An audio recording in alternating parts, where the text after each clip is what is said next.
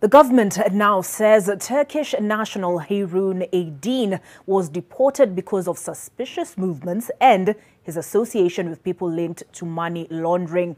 Interior Cabinet Secretary Fred Matiang'i says Aydin had been flagged by the intelligence of a neighboring country and must have entered the country with the aid of powerful individuals. Kevin Mutai has more from Mombasa. It was during a meeting with the National Assembly Departmental Committee on Administration and National Security in Mombasa that Cabinet Secretary for Interior and Coordination of National Government Fred Matiang'i gave the government's account of circumstances surrounding the arrest and deportation of Turkish national and DP Ruto associate Harun Aydin. Aydin was arrested last week upon arrival from Uganda and detained on terror financing accusations before being put on the next flight home on the wee hours of Monday.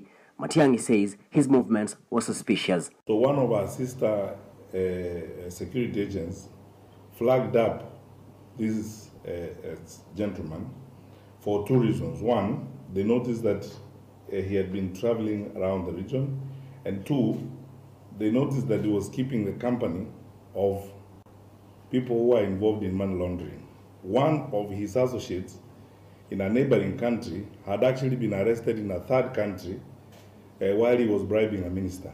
Aydin has been characterized by his Kenyan associates as a businessman chasing a lucrative business deal in Uganda, but the Interior Ministry says he presented fake documents to the Department of Immigration to secure his stay in the country. In the documents he provided, he said that he was working in the energy sector.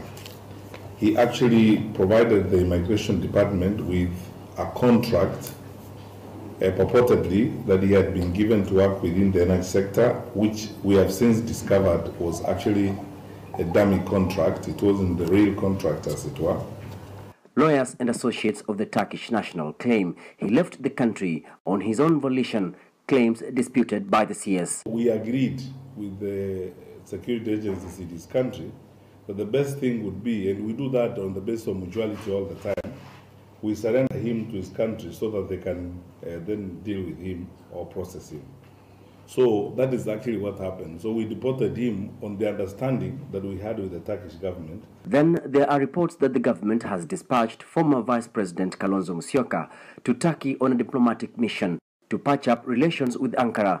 Matiang'i, however, says no such thing is true and that Kenya has acted within the international law. Kenya is a government that is a signatory to all these conventions. We would apologize, A, if there was a challenge, now there was no need. B, there are instruments we would use to apologize. There isn't an instrument that's existent, so we haven't apologized because there is no need to and there's nothing that has gone wrong.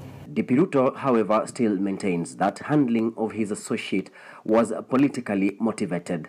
Kevin Mutai, NTV in Mombasa.